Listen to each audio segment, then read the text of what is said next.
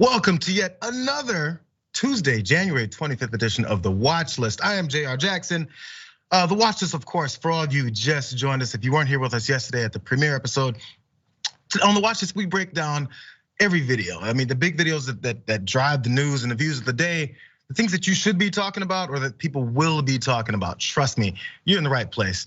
But you know what? I always need a little bit of help when it comes to these types of things. We need a nice, robust breakdown. And I've invited one of the most professional guys that I've ever met in my life. David Shuster joins me today, you guys. Welcome. Let's be honest, Jayar, nobody else is available. I'm the only one who would do Tuesday, so forget about it. No, by the way, you know what I'm watching today? You're too modest to talk about it. This is Jayar's birthday, everybody. It's his birthday, this day of all days. So it's a happy birthday, Jayar. Let's do this thing. Thank you. Any guesses from anyone for my age? I think they already know because I probably told people many times. But anyways, I used to give out like a T-shirt or something when someone guessed the age. It's gonna happen way too easy. That was back when I wasn't doing this type of stuff. So we'll think of something else. We need some kind of a trivia game, but I wasn't gonna bring it up. I appreciate you. I've got lots of love for the birthday already this morning. Haven't been able to respond much because we got this to do. Let's do it now. Let's get in this first story actually from a big story that happened yesterday. Would you take President Trump and place your bets? Do you think it places a political liability? That's a great asset. More inflation. What a stupid son of a bitch. That was the president of the United States calling Fox News reporter Peter Doocy a stupid son of a bitch on a hot mic. Yes, this was a very simple moment. It led to chuckles, as you heard from David there, and many others across the country as this just blew up. But it led to celebration, condemnation, accusations of Nazism. That's what happened. But before we get to that ridiculous level of it, let's actually, if you think about it, everyone remember this. This isn't Joe Biden's only hot mic moment. We know Joe Biden's one of those guys who ends up gaffing here and there.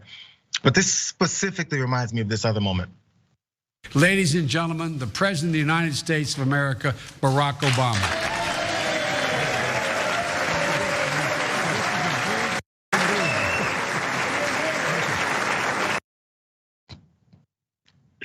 Obama's like, yeah, sure, thanks, Joe, yeah, please, oh my God. Now, if this is also the first time you think someone's ever called Peter Doocy stupid or dumb, you're wrong. This also happened. Has your relationship with the president raised to the point that you are not going to support anything that he comes to you and asks? Why would you say something that stupid? Why would you ask something that dumb? Huh? Is this like a well-known, unknown, but well-known fact when it comes to DC circles, David? Because I mean, you're a little more connected than I am, I think, when it comes to this part. Well, the fact of the matter is, yeah, look, the fact of the matter is Peter Doocy has long been described as somebody who's not, he's not a member of Mensa. He's not a genius type. His questions sometimes seem awfully loaded in a very stupid way. There are lots of ways that he could have said to John McCain, hey, I know that you've had problems with the president in the past. Does this mean you're not gonna support him on certain issues? That's fine, but to say, oh, are you gonna never support him? That's dumb. For him to say, well, look, in inflation, and is inflation of course inflation is a problem. He could have said to Biden, what's your view of how inflation plays for you politically? That would be more interesting than the question that he phrased. And so I think Biden was right to say, you're a dumb son of a bitch. Well, there's the other part of it. It wasn't a press conference. Now, I know this happens all the time, but it was actually a photo op with his cabinet members. They can make pictures and look good. And at the back end, of course, there's the media for the photo op, and they're getting shoved out, so he yells a few questions. I don't think many reporters expect an answer to those questions, and when they do get one, they're like, oh man, because then it'll trigger the other reporters to think, let me get my question in. So it was a bit of a normal moment that just turned into what Biden made it into, which we can all see has happened before. Now, by the way, there's more to this. There's a lot more to this because Peter Doocy did make the rounds on his network throughout the evening to discuss exactly what happened. And they joked about it. Peter went on the 5 and he was talking with Jesse Waters and they had this exchange. Somebody came up to me in the briefing room a few minutes later and said, did you hear what the president said? And I said, no, what? They said, he called you a stupid S.O.B. And I said, did he say S.O.B? And the person said no. So, Doocy, I think the president's right. You are a stupid S.O.B. Yeah, nobody has fact-checked him yet and said it's not true. No one's given Pinocchios for that one. I suppose a little bit of surprise credit. I could understand if anyone to be offended by this, maybe it would have been Peter Doocy. I mean, there's a little bit of a twinge in your chest when someone, the president, when you're doing your job, even if your job in that particular moment is to get a certain kind of pointed response, you get that. You can go on the air and joke about it, even call yourself a stupid SOB every once in a while. He also went on Handy's show later on that night to talk about the fact that Biden did call him and kind of apologize, but not really. Watch this. Within about an hour of that exchange, he called my cell phone and he said, "It's nothing personal, pal." And we went back and forth and we were talking about just kind of moving forward. Did he apologize? He cleared the air and I appreciated it. We had a nice call. That's not an answer. Did he apologize? That doesn't sound like an apology. He said it's nothing personal, pal. And I told him that I appreciated him reaching out. Hey, Sean, the world is on the brink of like World War III right now. I get with all this stuff going on. I appreciate that the president took a couple minutes out. But you know what? I don't need anybody to apologize to me. He can call me whatever he wants. More credit to Peter Doocy. What do you know? I'm gonna be honest. I can't say I would have been this open and happy about it outside of all these other moments. Not that I'd be running around on the network angry and talking about how much of a piece of garbage Joe Biden is, but he embraced it a certain way. And I think outside of comment sections in a bunch of discussion forums where people are angry at each other just for the sake of being angry, it's kind of like a passing, funny, humorous story. Am I right? Absolutely, and the fact is, look, I mean, Peter Doocy showed again that he's not the brightest bulb to say, oh, we're on the brink of World War III. No, we are not. There's just a conflict between Russia and Ukraine. But the fact of the matter is, even though Peter Doocy is arguably dumb, and I would say he is dumb, he's also a nice guy. He's affable, he's likable. And this is probably the best thing that could have happened for him in conservative media, because for a not so bright guy who's just sort of likable and kind of earnest to now be perhaps the most famous White House correspondent conservatives have ever had, that's great for him. Good for Joe Biden for not really apologizing, but saying, hey, this isn't personal. I think this is a win-win for both of them. Actually, even some people are thinking that Joe Biden kind of did that on purpose. I think over at CNN, they said Joe Biden knew what he was doing here. I don't know, and maybe it does pull him. People said this is gonna be the biggest positive moment for Biden. His numbers are gonna come up. Those are all, I think, said a little bit jokingly. But I mean, maybe this was a move, or you can be like, I needed to have a little bit of a back and forth, and they both benefit from it. Yeah, I mean, authenticity helps them both. Peter Doocy authentic in terms of being gracious about it. Joe Biden was authentic in using the S.O.B. bomb on a hot mic. And I think Americans want more authenticity from their politicians, from the media figures.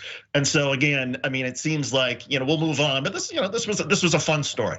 We would move on, except we did have a prominent journalist did point out something that I don't think anyone else was really saying about this. Let's go. After all this, again, Doocy's joking about it, Handy's joking about it. Here's Glenn Greenwald on Twitter. Grave attack on press freedom. This is what the Nazis did, incited hatred against those who challenged them. Lugenpress, solidarity with Peter Doocy. It's a dangerous time to tell the truth in America. I hope all press freedom groups and other outlets will condemn this attack. He was not done there. He went on to say, Peter Doocy is doing his job as a journalist, holding powerful politicians, political officials accountable, asking the tough questions. For that, he's demeaned and verbally assaulted by the most powerful politician in the country in public, possibly inciting violence by his followers. If you can't find the irony dripping in those statements about violence from supporters based off of the words and rhetoric of a president of the United States, when we're talking about investigating the January 6th, they don't like calling it insurrection, attempted insurrection on January 6th. Now they're denying that none of it meant much of anything, and they were just celebrating. They were going into the Capitol to take some tours, but you can openly say that this is Nazism, and it's like Lugenpress because a president said, "Son of a bitch." Right, and what I hate so much about that is for all of us who had lost family members, entire branches of my family to the Nazi regime during the Holocaust. What it does is when Glenn Greenwald says this, it diminishes the historical significance of just how evil the Nazis really were. And so anytime he makes that sort of reference, it's deplorable. Here's the other part about it. Was Glenn Greenwald so outspoken when there was, I don't know, the last president of the United States calling the press the enemy of the people and literally inciting violence against journalists? I mean, If he was just as outspoken against Donald Trump, then okay, fine, except for the Nazi comment, you can say whatever you want. But for Glenn Greenwald, this seems like just another opportunity for Glenn Greenwald to insert himself in such absurd fashion as it underscores just how ridiculous Glenn Greenwald has become. Yeah, the talking about things in quick bites to get some money online these days. It's what it's almost forced people to do, and then it doesn't really almost matter what they say as long as they say something that's going to get some attention. So that was that. With that, let's I'm done. This was a fun story. It was fun. Let's move on to the next. An electric vertical takeoff and landing aircraft works much like a small helicopter, but without the noise and pollution associated with traditional gas-powered helicopters, enabling the aircraft to operate in heavily populated areas. David, I can't tell you how cool that looks to me. By the way, that is a computer-generated depiction of a flying car, and that's from Whisk Aero. That's an electric air taxi startup, and they've secured a $450 million, I guess, contract with Boeing to support the development of these would-be flying cars. So let's get a little more information about this particular thing. By the way, that's dope. I love that. So California-based Whisk, which is owned by Boeing and Kitty Hawk, it's the air vehicle firm launched by Google co-founder Larry Page, is one of the dozens of electric vertical takeoff and landing makers, but differs in focusing its efforts on autonomous flight. So electric air taxis, sometimes misidentified as I just did as flying cars, are essentially small helicopters without the noisy, polluting gas motors. A number of the startups have emerged in recent years with prototype aircraft that are electric powered, able to carry a handful of passengers and intended for short flights within a city or regionally. And analysts predict that the flying taxi market could grow to $150 billion in revenue by 2035. This is one of those things where I was like, I remember I used to go to kindergarten every morning, and the Jetsons played as like throwback and rerun videos every time when I was headed to kindergarten as a kid. And I was like, I would like a flying car. And I don't care. I hear you, Arrow. It's actually a flying electric air taxi. It's a flying car. But this particular thing is supposed to be piloted by someone who's not in the car. You're a passenger. It's like an Uber, except you don't see your Uber driver. It's just kind of this flying object that someone else that you don't see or hear or speak to probably is just controlling your life. That's the downside. I think in my case, Jayar, it would be an upside because I don't want to have to learn how to fly a new kind of helicopter. And I certainly don't want you to be piloting one of these things, even though we're going to try to get you one of these for your birthday. Let's have somebody else who's an expert actually fly this thing around. But I agree, it is way cool. It's awesome that these things are taking off, that investors are piling money into this thing. And I can't wait to have somebody who's a professional fly us around in one of these. I know, listen, I'm a driver. I like to drive. I never understood the point of chauffeurs. I'm gonna buy a $100,000 car and let someone else drive my car while I sit in the back seat like a schlep. No, I would like to drive my vehicle. I'd like to fly my vehicle because this is the fun part. I get to control what's happening. Anytime there's a flying Prius in front of me in the fast lane with its right blinker on trying to go to the left, I'm gonna try and go around him. If I got some other guy flying me, I'm gonna be sitting back going, can you go around the flying Prius? Because the guy doesn't know what he's doing and it's stressing me out. I like control when I'm driving. I like control when I'm going where I'm going.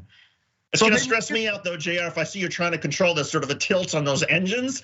Look, in the promo video they said, well, this will be flown over urban areas and over highly populated areas. That's fine, just not over my street. I'll make the first round a couple streets over, a couple neighborhoods over, because I'm really fearful about the first generation of these.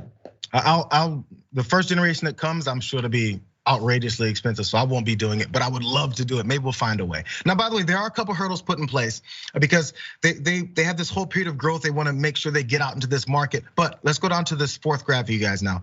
This is the one hurdle they're hitting. Because so far the FAA has not certified any electrical takeoff and landing aircraft for commercial operations. Experts have said that it can take a minimum of 5 years and likely longer for regulators to certify that these new types of aircraft are safe enough for passengers. So they're developing, and they're hoping that the FAA and maybe some airspace will open up for them. That I think is gonna be the problem that's gonna have to probably, now this is the thing. Market, January 25th, 2022, I'm saying how much I love this idea.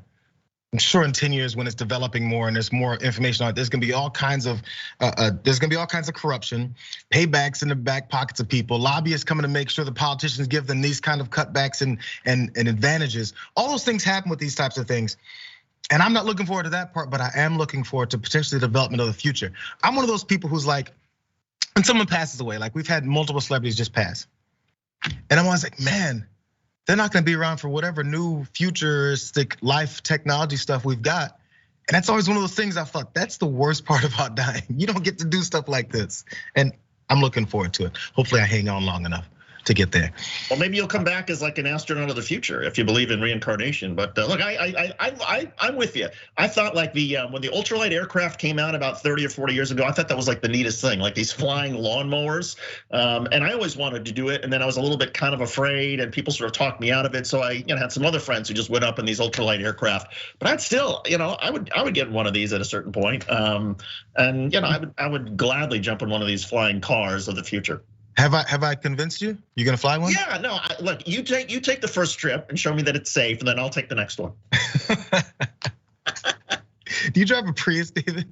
No, I don't drive a Prius. Yeah, okay. I got a minivan, JR. Family, Connecticut minivan. We got no fun cars on this end. Trust me. You're not a SoCal lib. You're right. Let's get to one more before this next break, you guys. About Donald Trump. Former President Donald Trump. He seems like he might be losing a little bit of momentum with his MAGA types, because as you'll see in this video, he showed up at Mar-A-Lago and he needed a little bit of support, if you would. Watch.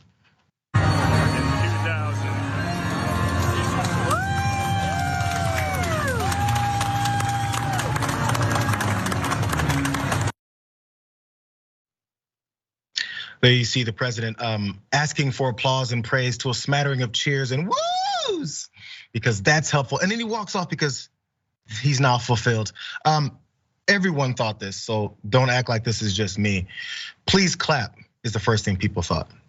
I won't be out there blowharding, talking a big game without backing it up. I think the next president needs to be a lot quieter, but send a signal that we're prepared to act in the national security interests of this country, to get back in the business of creating a more peaceful world. Please clap.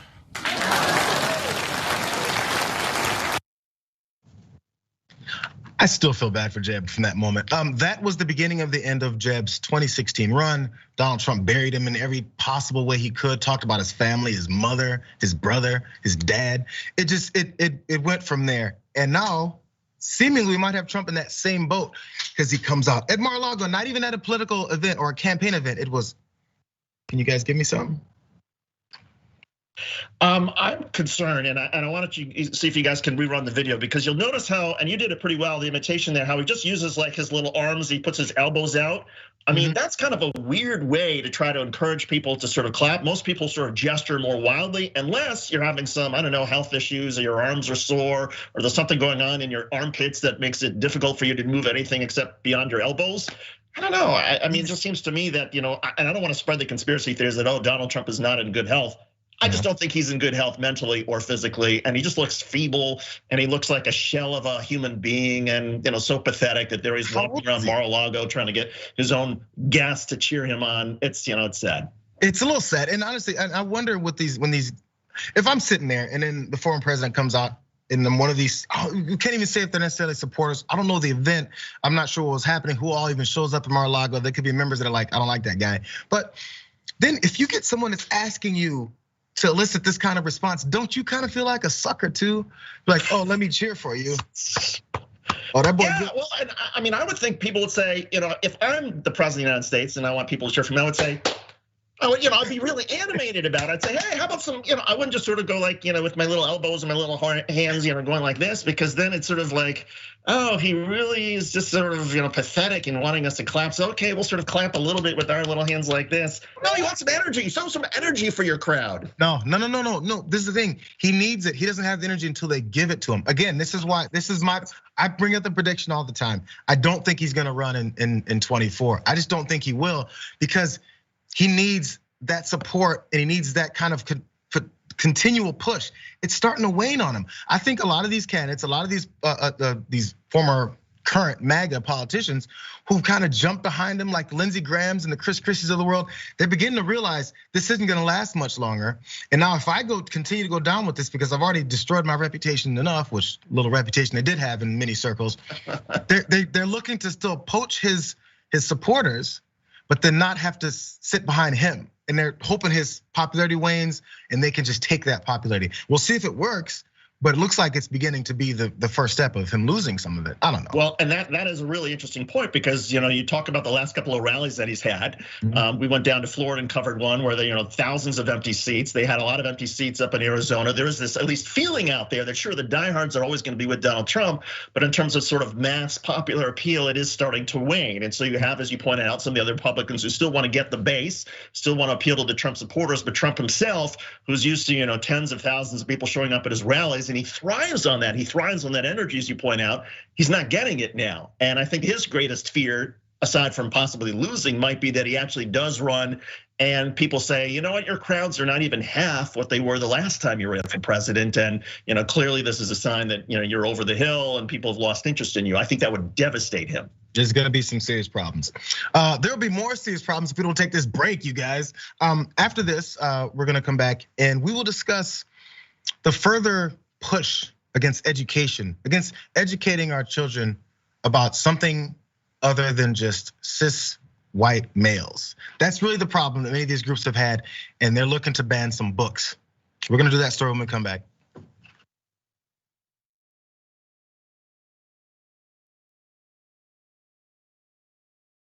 We're very honest that we're progressives. We call the Young Turks home of progressives, and we support progressive candidates. There has been this reemergence of political activism, especially among young people. This weekend was the second Women's March, both across the US and across the world. So these people are not simply marching, they're not simply talking, they're also running for office. And when they do run, they're gonna make a difference. Joe Crowley is congressman from New York. He's very powerful. Why? He raised a lot of money. But there's someone finally challenging him. We need to have representation that advocates as fiercely for working class people as possible from this seat. If candidates like Alexandria Ocasio-Cortez even get a little bit of media attention outside of what the Young Turks does, they have an excellent chance of winning. She's gonna win, she's gonna win. 68% reporting. The majority of Americans want Medicare for all. So I don't care what you and your corporate cronies want. What I care about is what the American people want.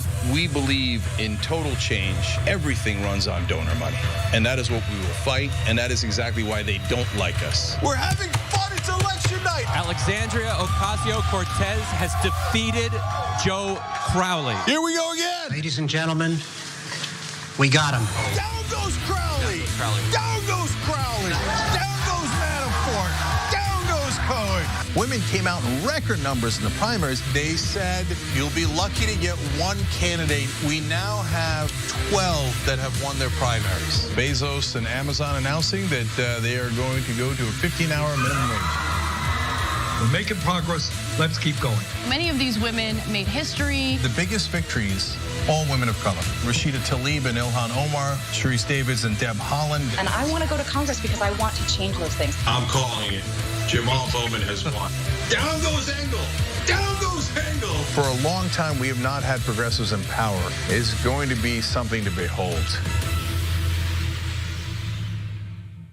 Welcome to the Happy Hour, everybody. After a week of soul-crushing news, we break out the good stuff. Good news, good videos, good people, and of course, drink good alcohol. That's the worst thing I've ever had. This is the best show.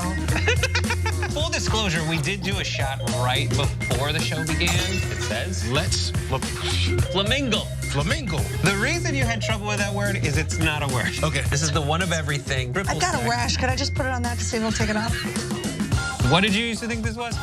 Bull piss. Drink it, swallow it, No. spit it. Oh, that's needed after a day like this. Cheers to Brett Ehrlich. Climax. Uranus smells like farts. Because of course it does. This is the worst sketch ever of a perp. But guess what, ladies and gentlemen? They found the guy. This is Sophie's super happy dog story of the week. This dog is so precious and deserves the world. I'm just not drinking that beer. Here's my dog. This is Onyx. Yeah, I would just say that he's exotic because he's not your traditional dog. Still 12 out of 10, because they're all good. Well, if that made you happy, just wait till you see the best thing ever of the week. There is a woman who moves like a horse. Why do I want to go home and like try this? We're actually going to show you the running butthole challenge right now. What's happening? No, that's just wrong. Every way. And we'll see you next time. Hey, Dave. As you can probably see, Skype froze. Froze and crashed. You know, I'm watching that documentary on the Vietnam War, and there was a TV journalist in the middle of some tiny little village in Vietnam doing live TV as the soldiers were burning the Vietnamese huts, and it didn't crash. And that was 1965, and he was in Vietnam.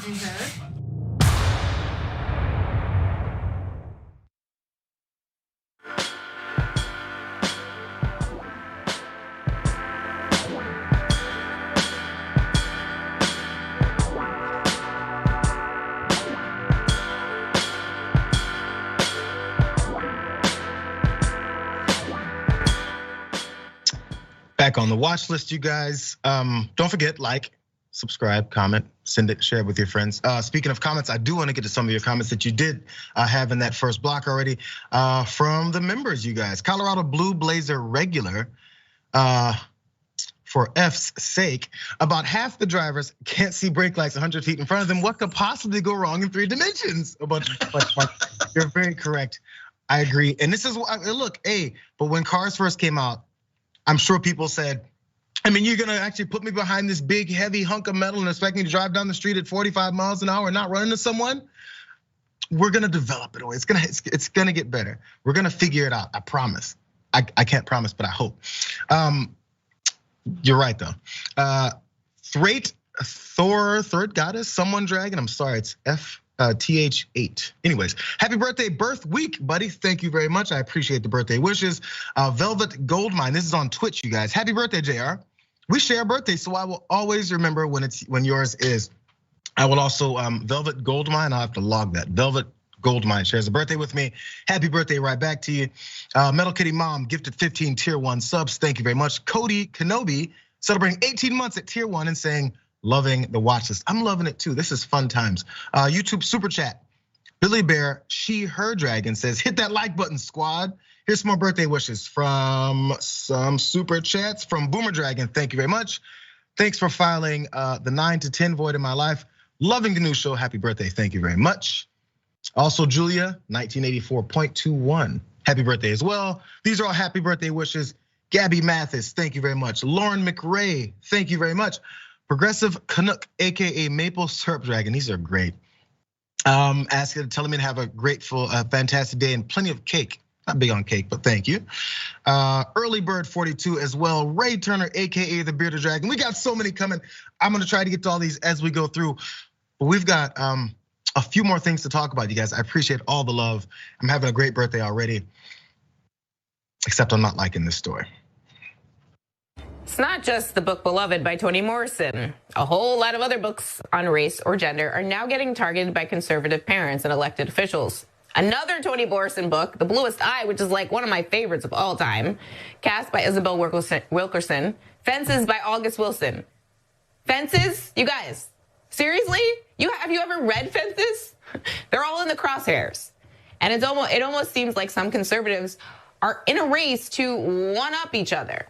Texas Governor Greg Abbott has ordered a criminal probe of, quote, pornography in schools.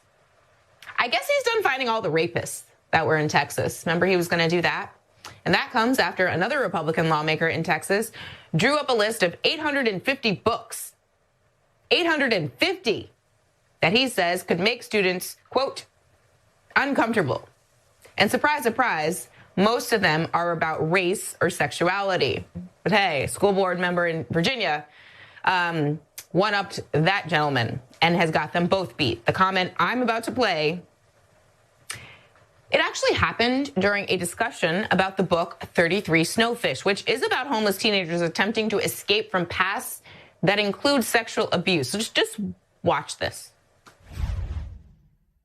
I guess we live in a world now that our public schools would rather have kids read about gay pornography than Christ. I think those books, I don't want to even see them. Like, I think they should be thrown in a fire. Okay, so this is nothing new. We've heard of book burning before. We've heard of censorship of information or even stories that can be taught to children just about society in general. Anyway, this is a bunch of conservative groups that are coming after any and everything that they could deem being harmful or uncomfortable for other folks to read that maybe have no connection to it, no knowledge of background, or even anything to do with the message that is being sent in these books. They just see certain titles, they see certain authors, and they see certain skin tones, and they think this is a disaster for us. What makes me more uncomfortable is learning about someone else and actually changing the way I approach my life based off of that. That is really the main issue. But back to that 850 books that, the list of 850 books that are supposed to be banned in these schools. From The Guardian, they point out that the Texas Tribune reported that the books included 2 by Ta-Nehisi Coates, LGBT Families by Leanne K. Curry McGee, and Pink is a Girl Color and Other Silly Things People Say, a children's book by Stacy and Eric Dragset. Krause's list sparked panic in schools, and by December, a district in San Antonio said it was reviewing 414 titles in its libraries. They're reviewing all these books to try and determine whether or not they're gonna take them out because these groups are afraid of discomfort. That's part of learning. That's part of getting outside of your bubble. When you have to break a bubble and actually experience other things, you get a little uncomfortable, especially when we're based off the history and current, by the way, current policies and attitudes towards certain people that are always deemed as the other. It's uncomfortable to come out of that. It's uncomfortable to leave that shell and say, you know what? I see where you're coming from, and maybe I'll change the way I approach this, and maybe we'll have a better society. These things, instead of being insular and worried about how it's gonna hurt your feelings and your children might learn something about their country and what has happened in the past, it's just close our eyes, plug our ears, and shake our heads. That sounds like children to me.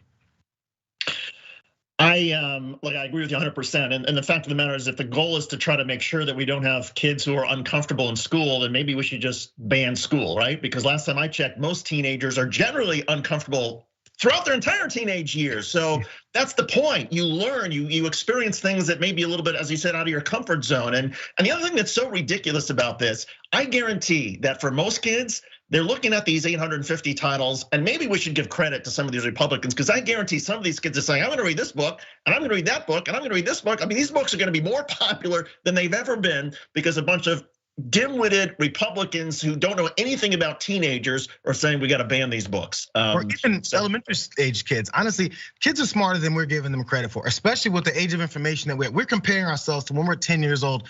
And in order to find out some information on things, we had to open the Encyclopedia Britannica and flip through a million pages and go, how am I gonna find this one article about the bladder so I can write my school report? I've done that specifically. I remember that from like 4th grade, maybe 6th. The bladder. Yeah, it was crazy. I was like, I don't know where to find this information. Kids have more information of things and they're curious about these things. And if you keep thinking you're banning these books and they're suddenly not gonna learn about why you wanna ban these books, they're gonna turn on you the way you think they're gonna turn on you for having information. They might appreciate you for doing these things. By the way, with that in mind, let's go to this next graphic really fast because this is also in Pennsylvania. The Central York School Board banned a long list of books, almost entirely titles by or about people of color, including books by Jacqueline Woodson, Ijeoma Oluo, Ibrahim X. Kendi, and children's titles about Rosa Parks, Martin Luther King Jr. Let's call it what it is. Every author that is on that list is a Black voice, is what one teacher told the York Dispatch. And that ban was overturned because students protested in September of last year, because they know they're not stupid. So this discomfort that they've been talking about is within themselves. It has nothing to do with the students that they're putting that on or giving the excuse for why they don't want people to learn and advance and progress in this country. I'm not sure how much more it's gonna work, but think about it this way. I'm sure there's plenty of people of color, there's plenty of parents that see the curriculum, my wife definitely thinks this way, that see the curriculum that happens in schools and wants them to change the way they do things, wants them to teach more about inclusivity and diversity. Are they changing laws and banning certain things and burning books in order to accommodate those parents? They're not doing that because they're not looking out for parents. They're looking out for their political agenda. This is another addition to the list of things that's supposed to be in this culture war that they're fighting, that they're supposed to be running in 2022 on and probably 24 on, because there's no policy. What is this really going to do? If the books that have been in these schools this whole time and haven't destroyed people's lives yet, now it's gonna be a problem because someone said CRT, which they can't define, which if they do define it, they'll point out that we just kind of don't want the full history to be taught. Because I learned very little about slavery growing up. It's because the books weren't teaching us the real history. Shouldn't I be upset about that? Shouldn't I want those censored books banned? Nobody's listening to me though. Wonder why. So well, this also underscores the stunning maybe not so stunning, but the hypocrisy among Republicans and conservatives on this. Because it was not that long ago when conservatives said, "Oh, shame on Hillary Clinton for saying it takes a village to raise a child," because they wanted to say, "No, it's up to families, it's up to parents to decide." And yet here they are. I mean, the way to deal with this is parents take responsibility. You know what your kids are reading, or you inquire, and then it's up to your family, to your parents to decide, okay, yeah, that's fine, or no, I don't think you should read that book, or I want you to read this other book. But the idea that outsiders, people outside of your family would say, no, keep these books, particularly if they're from African-American authors, out of the school, I mean, first of all, that's racism, but secondly, we should always err on the side of give these kids more and let the parents and let the families decide where to winnow it down. It shouldn't be up to people who don't know anything about you or your kids or your family or even your school for that matter. There's one more part of this. There's a group called No Left Turn, and they got 3 categories. I want you to hear these 3 categories that are the problem that are a problem with what kids might learn. These things are things that expose indoctrination, so critical race theory, anti-police, and comprehensive sexuality education. I think we know what the comprehensive sexuality education is that they have a problem with, but anti-police and critical race theory, again, they're gonna have to expand on this, because look at this list of some of the things that they're banning, some of the things I mentioned earlier, but this is what's on the list of the banned things and the horrible things that kids are gonna learn about. Critical race theory, A is for activist. Anti-racist baby, because that's a problem. I think I'd rather the book Racist Baby to be in my children's classrooms. It doesn't have to be a us versus them, but it's helpful when it is.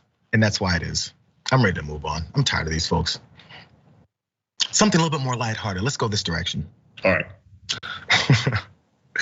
So a local ski resort in Pennsylvania, they do a weather report, as many do. They want to show you how much snowfall is happening, but it's kind of boring sometimes.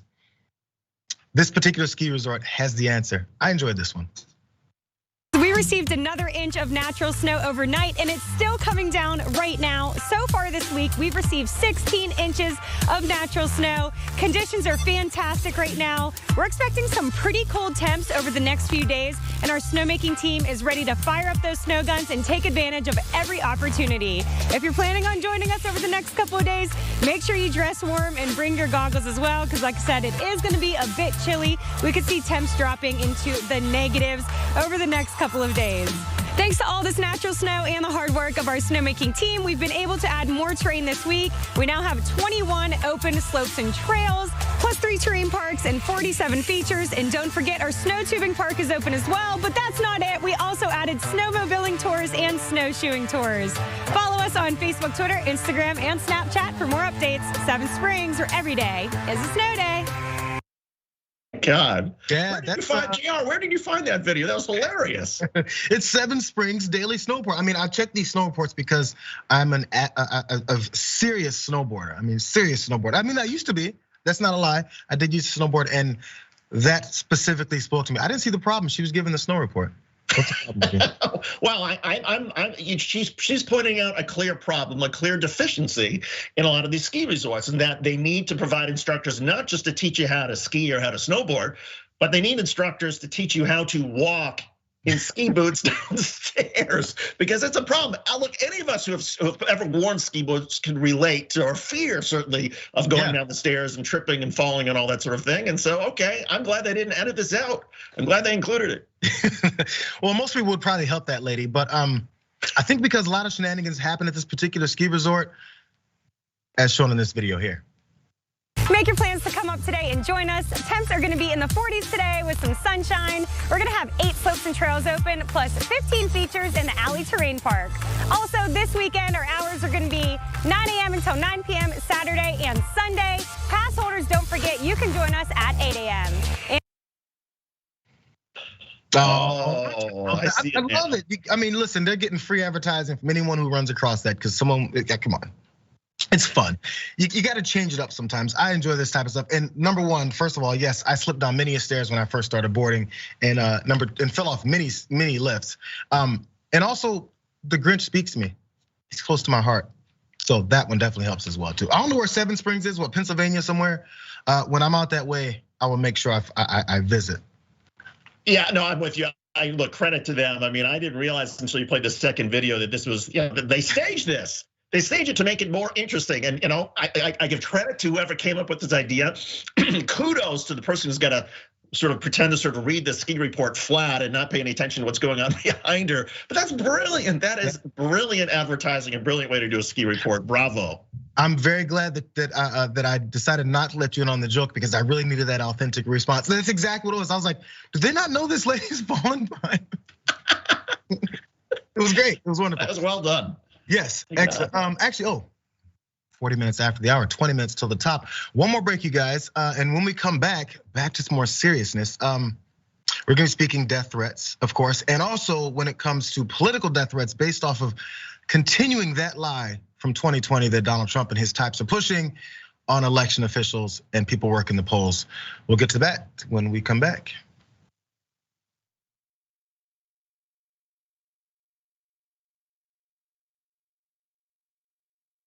Sharp increase in healthcare insurance premiums next year in response to the ongoing coronavirus pandemic. The country is desperate for Medicare for all, but the mainstream media will tell you nonstop lies about how people don't want it. Between 5.8 million and 23 million lost their healthcare just during this pandemic. And Joe Biden says, no, I don't think that's an argument for Medicare for all. How are you gonna find $35 trillion? They constantly misstate things, but without explaining that the current system costs at least 50 trillion. Every other developed nation has a single payer system and they all pay less. In fact, on average, they pay about half of what we pay. It doesn't matter if taxes go up, if your healthcare costs go way, way down. The for-profit health insurance companies are simply a scam, price gouging you, and they're in between you and your doctor. Look, guys, the good news is we're gonna win. We're gonna get Medicare for all. A famous new author has a book out. His name is Dogan Uger. That's my dad. Okay, the name of the book is called The Original Young Turk, and it's his life story. I read it, trust me, you're gonna love it. He has such a straightforward way of telling stories that you're gonna be amused by it. It's like, well, then I met JFK, then I was at the White House, then I started a business, then I became Businessman of the Year. It's amazing. You're gonna love the stories, and it's part of what made me progressive. Check it out at shoptyt.com. It is wrong to deny any of your fellow Americans the right to vote in this country. Look, I tell you guys, the most important thing is voting in primaries. Primaries. I hope every American will vote for the candidate and party of his choice, but vote. We cannot continue to complain about corruption and complain about what's happening in this country and continue to vote for it. Let's get it right this time. It could be a moment of redemption for what happened in 2016.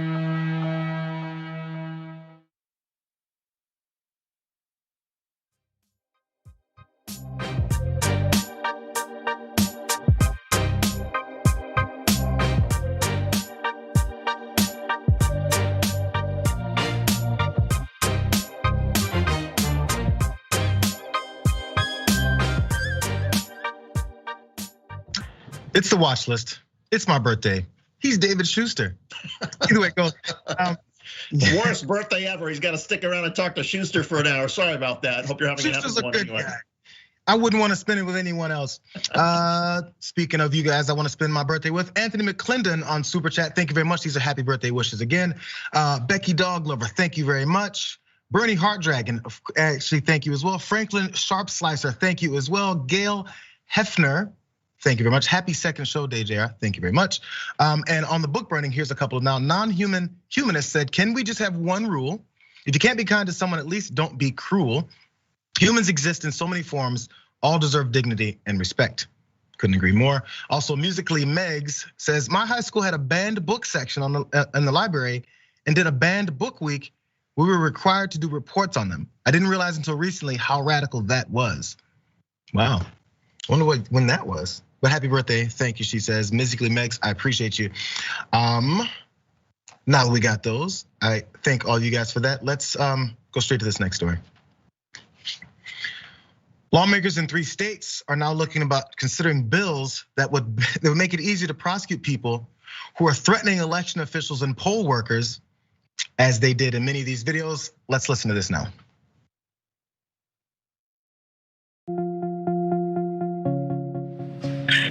Hey, Rick, 234 years ago, the founding Caucasian fathers of America gave us the Second Amendment.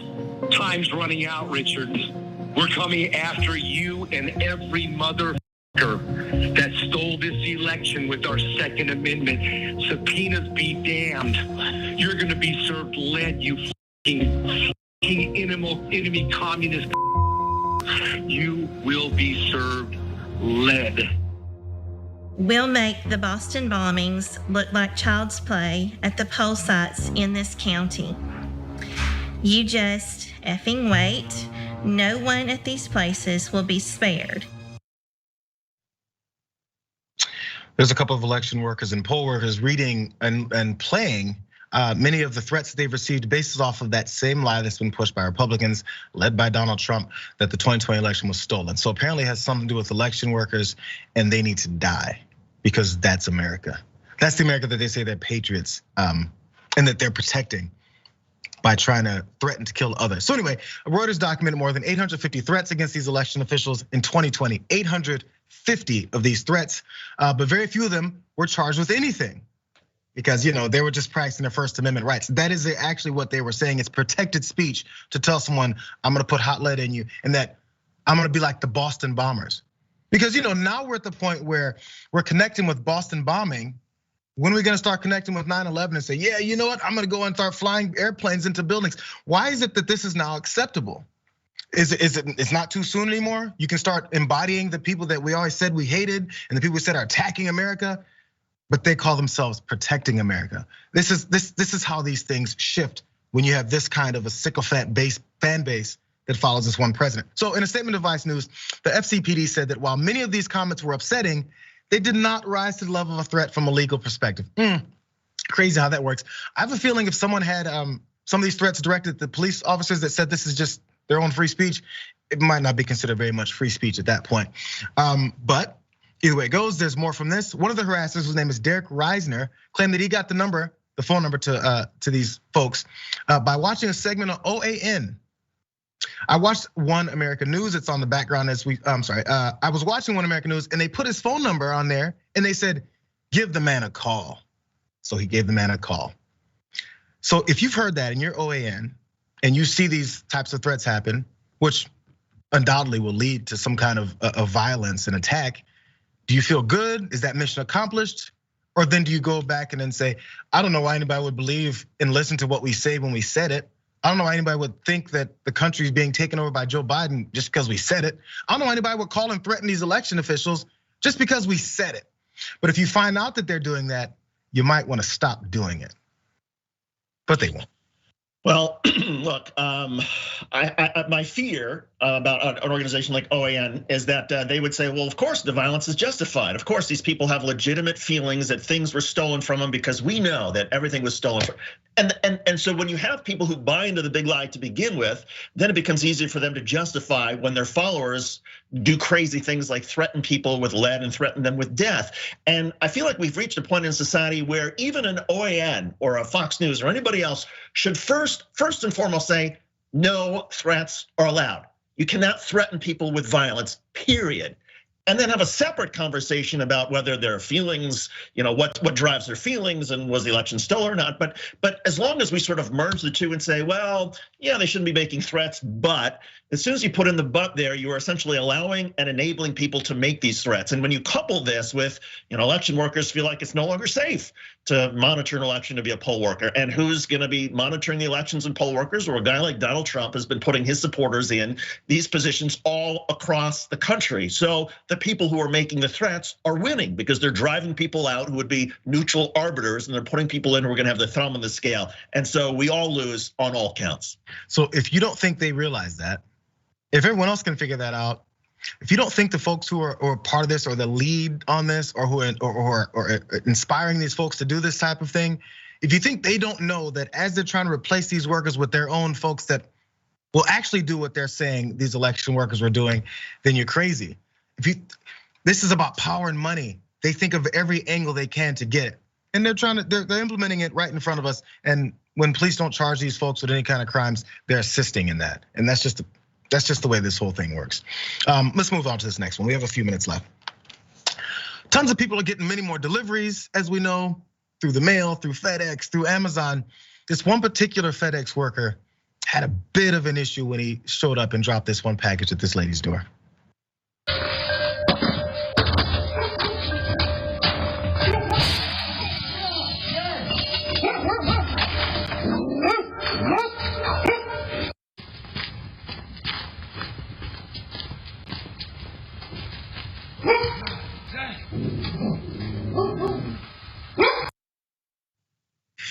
My man was stressed, and with good reason. That apparently was in Lexington, Kentucky, and that dog that nearly broke through the window is an English pointer dog. His name is Gus. We know all this because the owner posted that TikTok about it and said, "I guess this FedEx driver isn't going to be too happy coming to our house anymore." Which I guess I can understand from her perspective or their perspective that they think this was fun. He just got our what is great is why is it cold in here when we got home? So that dog apparently has a little bit of an aggression issue, and the FedEx driver was startled by it, as you can see.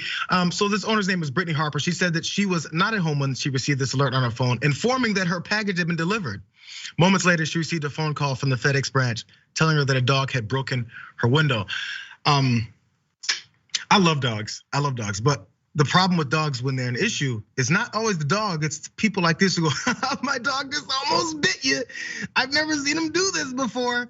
So anytime I'm crossing someone, I'm walking my dog and I find that they go, "Oh, he's totally fine." I'm reading everything he's doing rather than listening to what they're saying, because half the time they're wrong. I think Brittany Harper ought to be on the FedEx do not deliver list. I mean, if she really thinks that this was funny and was a joke, and okay, she got away with it once, and I think FedEx, UPS, even the United States, the Postal Service ought to say, we're not going to deliver to you because you clearly don't take this seriously enough. You think this is somehow lighthearted. I guarantee that delivery man, he's probably had this happen before, but it doesn't feel well, and I guarantee it's gonna bother him for a long time, and he's always going to be looking at, okay, what about the dogs? What about the next house that has the dogs? Nobody who delivers your packages, who's a working class person who is helping you with your life, your professional life, deserves that. Nobody. And this, you always hear about this, mailman getting bit by the dog. This is like age-old things. People checking your meters when it comes to your electric and water meters, and they come by. They have to slide by to the side of the house sometimes, and bites happen. Let's jump down to some of these responses people had that have dealt with this type of thing. From Crybaby Spice on here. I've been in that situation when I carried mail. I've also been bit twice. It's really not funny or cute at all. Imagine being bit by that dog. By the way, that owner also said that dog has broken out windows in the past, so she's not surprised. Also from user, a whole bunch of numbers. I don't think it's funny. An untrained aggressive dog is a risk. She's right as well. So she did follow up, the woman, Harper, did follow up with a video defending her dog. She goes, he's not aggressive. He's just, if we're not at home, he feels like he's doing the right thing by protecting our house. She also says her windows are old and thin, mostly single pane, and that she was not surprised that a dog was able to shatter one because he's a strong dog. So he's a strong dog. He's broken out windows before. He's not aggressive. He just breaks out windows when someone comes up near the door because he's trying to protect the home. Sometimes when a dog is trying to protect the home, they're trying to bite the person that they think is trying to break into the home. It's just a little bit of training, just a little bit on the side. I mean, how would that woman in Lexington feel? Suppose the UPS, the FedEx guy had thrown a brick at the window just to scare the dog. Would she have been very happy with that? Would that have been very funny? Ha ha, I scared your dog, ha ha. No, he's like, your windows are thin, lady. I mean, what can I do? It's fine. You know what? I thought I'd have a little bit more happiness around that story, but it really annoyed me after that dog busted through the window. So to cleanse the palate, I've got good news.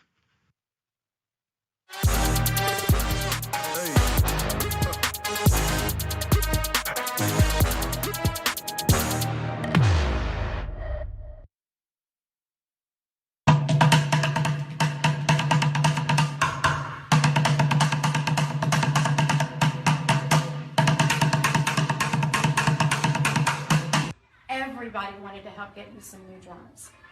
And so I have a surprise for you. Come here.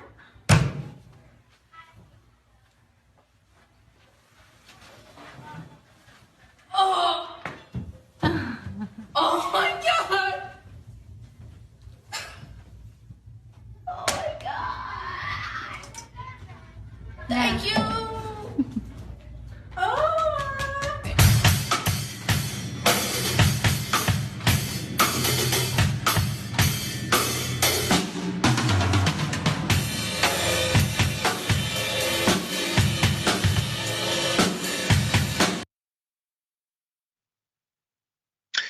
Love it, and love you, JR. That was great. Yeah, just to send you guys off a little bit of positive news, that was Elijah, who just got a new drum set. Thank you very much, you guys.